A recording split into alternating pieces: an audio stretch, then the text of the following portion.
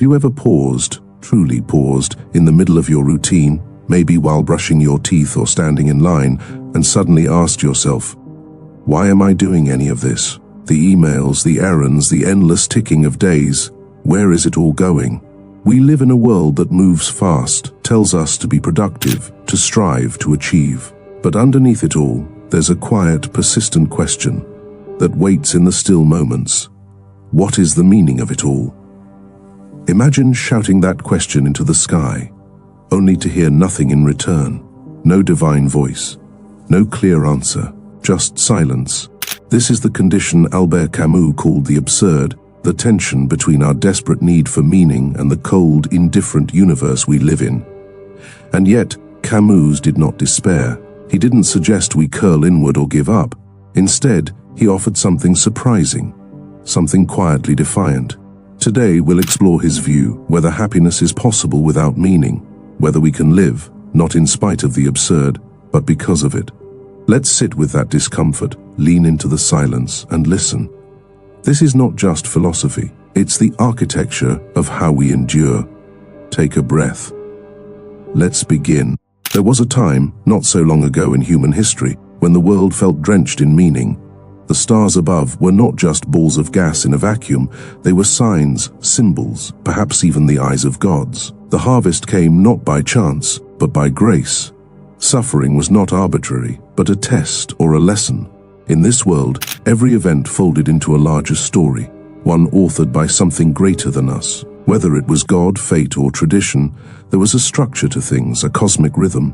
We belonged to it, like notes in a vast and ancient melody. And in that belonging there was comfort. But modernity broke that spell. Science advanced, religion waned, and the world began to feel more like a machine than a mystery. The sacred canopy, as sociologist Peter Berger once called it, collapsed. The myths that gave coherence to our lives began to feel like stories we told children, not truths we could live by. We traded the eternal for the empirical, and while we gained knowledge, we lost orientation. Albert Camus described this shift as a kind of metaphysical vertigo, a loss not only of belief, but of the very sense that belief is even possible. Imagine waking up one day and finding that the map you followed your whole life no longer matches the terrain. The roads are gone, the compass spins. That's the disorientation of the absurd. Camus reminds us that this isn't just an intellectual dilemma, it's an emotional one. The absence of meaning doesn't arrive like a theory, it creeps in like a cold wind. A person loses someone they love. Another watches their job, once a source of pride, become a hollow routine. The big questions, why am I here? What is this all for? Begin to surface not as curiosities, but as cries. And yet, this isn't the end of the story. Camus did not dwell in despair. For him, the collapse of old meanings did not lead to nihilism, but to an opportunity, a confrontation. When the gods are silent and the universe remains indifferent, what do we do with our freedom? What kind of life becomes possible in a world without guarantees? This is the pivot point. When the sky is empty and the mythic lights have dimmed, we are left staring at a blank page. And on that page, we must decide whether to write, to endure, to rebel. In the next insight, we'll walk to the edge of that silence and listen to the question it dares us to answer, not with words, but with our lives. Like standing at the edge of a cliff at dawn, waiting for the light to make meaning of the dark. To recognize the absurd is not a gentle awakening, it is a jolt, a rupture in the rhythm of everyday life. Albert Camus described it as the moment when the stage sets collapse, the routines, the small hopes, the social scripts we follow suddenly appear hollow. A person wakes up, goes to work, comes home, eats, sleeps, and in the quiet spaces between, a question begins to echo. What is the point of all this? It is not depression, though it may feel like it. It is not a crisis of mood, but of meaning. The absurd is born from this tension between our deep hunger for understanding and the cold indifference of the universe. Camus paints this crisis in haunting clarity in the myth of Sisyphus. Imagine Sisyphus, condemned to roll a boulder up a hill for all eternity, only to watch it tumble down again and again. This is the absurd condition. We strive, we love, we suffer, we build, And yet, none of it is guaranteed to mean anything beyond itself. The world does not answer back. There is no divine whisper affirming our struggles, and so we are left with a contradiction, our thirst for purpose, set against a silent world that offers no inherent purpose in return. This confrontation can shatter us or transform us. Some may turn to false hopes, crafting meaning where none truly exists, choosing illusion over truth. Others may fall into despair, tempted by nihilism or even thoughts of escape. Camus famously called suicide the only truly serious philosophical question, not as a solution, but as a measure of the depth of the crisis. If life lacks meaning, why continue? But Camus does not choose despair. He calls us instead to face the absurd, to stare it down without flinching, and to live in spite of it, to reject both denial and resignation. In that defiance, Camus finds a strange kind of freedom. If life has no preordained meaning, then we are no longer bound by fixed answers. We are free to create. But this freedom is not yet salvation. It is a kind of clearing, a space hollowed out by the collapse of old certainties. What we do in that space becomes the true test of our courage. And so, the question begins to shift, not why does life lack meaning, but how can we live well in the absence of it? The crisis of the absurd does not end with despair. It invites a new posture toward life. In the next journey, we will follow that invitation and ask, can we be happy without meaning? Can we, like Sisyphus, imagine ourselves free, even in the shadow of futility? Let us walk with Camus into the heart of that paradox, like a candle held against the void, trembling but unwavering. When the absurd dawns on us, when we truly grasp that life offers no inherent meaning, yet we are wired to seek it, what are we to do? For Albert Camus, the absurd is not merely a philosophical idea, but a lived crisis, one that demands a response. He offers us three primary paths. The first is suicide, which Camus confronts not out of morbidity, but honesty. If life has no meaning, some may ask, why continue? But for Camus, this is a surrender, a refusal to engage with the full tension of the absurd. It is, in his words, a confession that life is too much. Yet suicide, he argues, resolves nothing. It merely avoids the question. The second response is philosophical suicide, what Camus considered even more dangerous than physical death. This is the act of leaping into belief systems that promise meaning, but at the cost of honesty.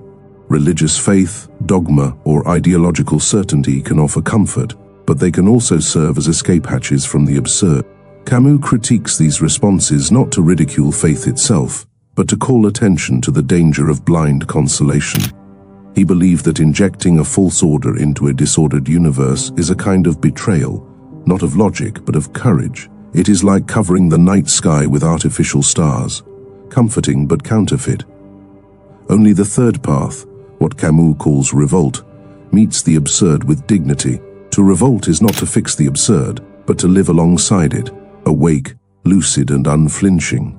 It is to say, yes, life is without ultimate meaning, and I will live it fully anyway. The revolt is a posture, a decision to continue the dance even when the music has stopped.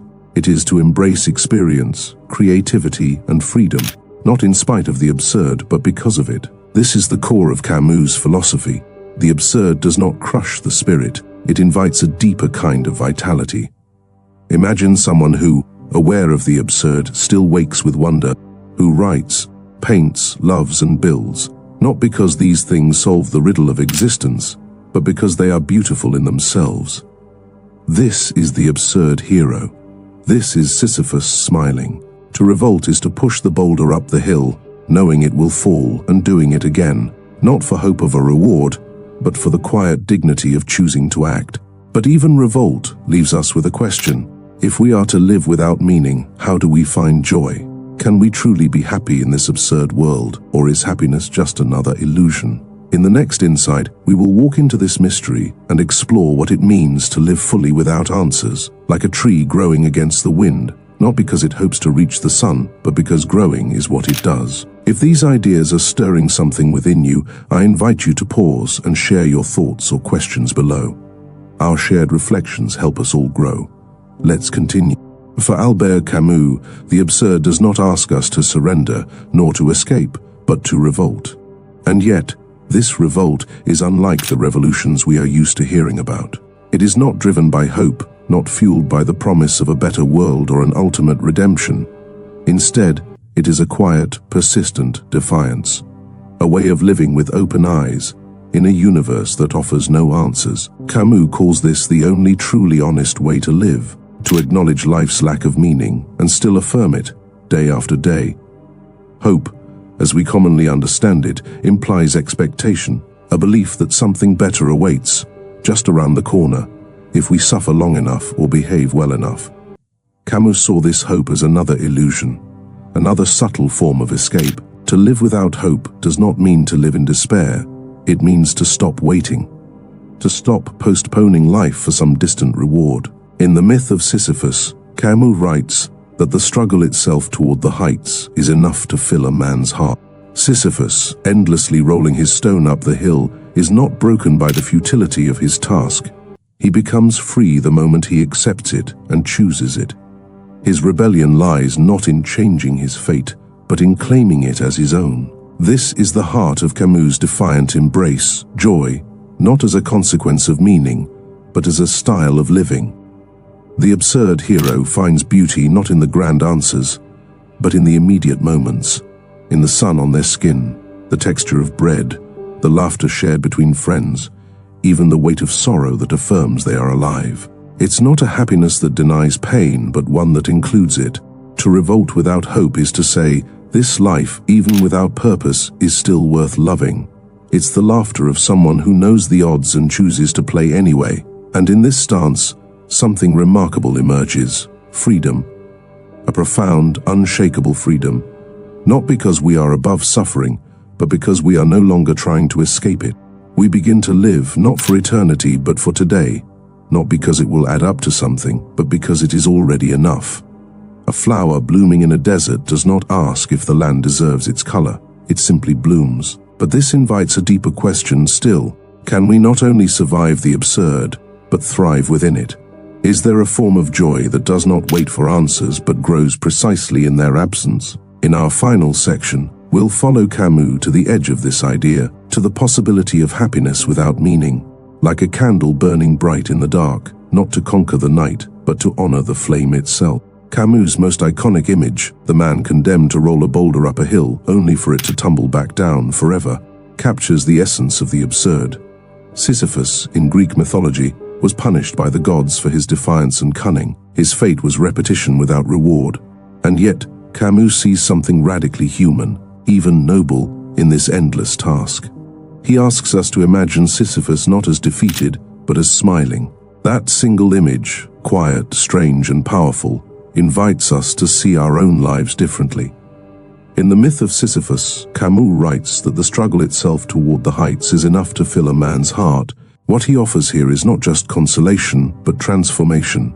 If Sisyphus can find meaning, not in the outcome, but in the act itself, then so can we. In our own lives, the stone may take many forms. A job that feels cyclical, grief that returns in waves, routines that seem trivial or exhausting. Yet what if we, too, could turn toward them with a spirit of quiet rebellion, even joy? What if the act of pushing the stone became our affirmation, that we are still here, still choosing, still alive? To reimagine the struggle is to shift our gaze. Instead of asking, what is this all for? We might ask, how deeply can I live this moment? The absurd man is not numb to the weight of life. He feels it all the more. And still, he presses on. Not because he must, but because he can. In this reimagining, life becomes not a burden to bear, but a canvas to shape. A kind of sacred repetition where each step is chosen, even if the destination never changes. And perhaps that's where the paradox lies. In embracing the futility, we unlock a different kind of freedom. We are no longer climbing for the sake of a summit, but for the sky itself, for the wind that brushes our skin, for the rhythm of movement, for the act of being in motion. The stone, once a curse, becomes a mirror. In its shadow, we see our resilience. In its weight, we find our form. But is that truly enough? Can a life without final meaning still be filled with presence, with depth, with joy? In our final reflections, we'll turn fully toward this quiet possibility, the strange, luminous happiness that Camus dares to suggest, like a lone tree thriving in the desert, not because it should, but because it can. In the face of a universe that offers no inherent answers, Camus introduces a remarkable figure, the absurd hero. This is the person who, aware of life's meaninglessness, refuses both despair and false hope. They do not seek rescue in gods, ideologies, or illusions. Instead, they live fully within the absurd, carrying it like a stone in the pocket, felt, known, and never denied. This hero does not ask the world to be different. Instead, they ask themselves to be present, creative, and free within it. For Camus, the absurd hero is not defined by grand achievements or dramatic rebellion. Rather, they are marked by the quiet dignity of someone who lives authentically, even when the foundations beneath them have crumbled. This could be an artist who paints for no audience, a teacher who shows up each day knowing their impact may never be seen, or a parent who raises a child in a world with no promised future. In each case, there is no illusion, only an active choice to affirm life, to create meaning without pretending it was given.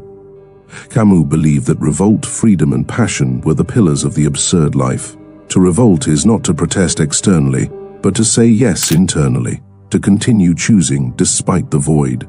To be free is not to escape, but to live without lies. And to live with passion is not to pursue pleasure blindly, but to immerse oneself in the immediacy of experience. The absurd hero, then, is not a figure of suffering, but of presence. They are the gardener planting seeds they may never see bloom, the musician who plays a final song as the world goes quiet. They find joy not in what is guaranteed, but in what is, raw, fleeting, and real. This is not a hero who saves the world. They simply refuse to abandon it. And in that refusal, they become something rare, someone who lives without illusions and yet without bitterness, someone who accepts the silence of the universe and answers it not with resignation, but with rhythm, color, and breath. But what does it feel like to live as this kind of hero, not in thought, but in the texture of daily life? In our final reflection, we'll return to the core of the question, can we truly be happy without meaning? And if so, what kind of happiness is this? Not the brightness of certainty, but perhaps the soft light that glows just after a storm, the quiet joy of standing still when everything else has fallen away. It is not simply to acknowledge the silence of the universe, but to act within it, to embody a revolt that is both quiet and profound. Camus's vision moves beyond abstract reflection into a daily practice, a continuous choice to confront the tension between our desire for meaning and the indifferent world. This revolt is not a dramatic upheaval, but a steady, persistent refusal to surrender to despair or resignation. It is a way of living that embraces the fragile beauty of existence, finding in each moment the opportunity to create significance without guarantee. Imagine a person waking each day, fully aware that the universe offers no grand purpose or cosmic plan, yet choosing nonetheless to invest their energy in relationships, work, and creativity. This is the practical revolt, not a rejection of life, but a fierce affirmation of it as it is. It is the mother who loves her child without illusions about permanence, the writer who pens verses despite knowing they may fade into obscurity, the wanderer who finds joy not in arriving, but in moving forward without certainty. Camus suggests that this act of engagement, this deliberate participation in life's absurd dance, is where freedom truly lives. Freedom here is not the escape from meaninglessness, but the liberation within it. Psychologist Viktor Frankl, though from a different tradition, also touches on this idea when he speaks of finding meaning through suffering. Yet while Frankl often emphasizes meaning as something to be discovered or assigned, Camus insists that meaning is created in the face of absence. It is the conscious decision to keep rolling the boulder uphill, to live with eyes wide open, knowing the summit will never come. This is the paradox of the absurd revolt. It demands courage, honesty, and a willingness to dance with the void itself. It teaches us that happiness need not come from answers, but from the rebellious joy of asking, from the simple, profound act of choosing to live with integrity and passion, even when no ultimate meaning is assured. And so, living the absurd becomes a daily practice of presence and defiance, a continual awakening to life's fleeting wonders amid its silent mysteries. Like a candle flickering in a vast darkness, it may never dispel the night, but it creates a circle of light that holds us gently, moment by moment. As we carry this light forward, we arrive at our final reflection. What does happiness mean when stripped of cosmic purpose? The answer lies not in searching for meaning beyond ourselves, but in the embrace of our shared human journey, raw, uncertain, and beautifully ours. Our journey began with a simple, yet profound question: can we find happiness without meaning?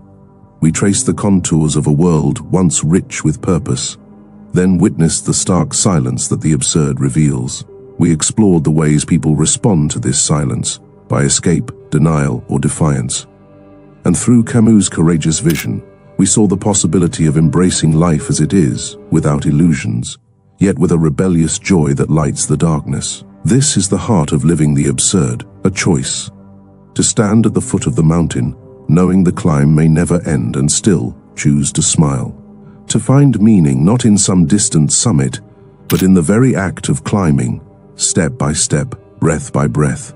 It is a reminder that happiness need not be tied to grand cosmic answers, but can be born from our willingness to face life's uncertainties with openness and courage. As Camus said, the struggle itself is enough to fill a man's heart. In this struggle, we discover a freedom that is deeply human, a freedom to create, to love, to dream, even amid the absurd. So, as you reflect on your own path, may you find peace in the quiet revolt of living fully, embracing the mystery without fear, and smiling gently at the vastness before you. In that simple, courageous act, meaning unfolds, not as a given, but as a gift we give ourselves each day. Thank you for taking this time to explore these questions with me. If this journey has touched you, feel free to join the conversation in the comments. I'd truly welcome hearing your perspective. Also consider joining this growing community by subscribing.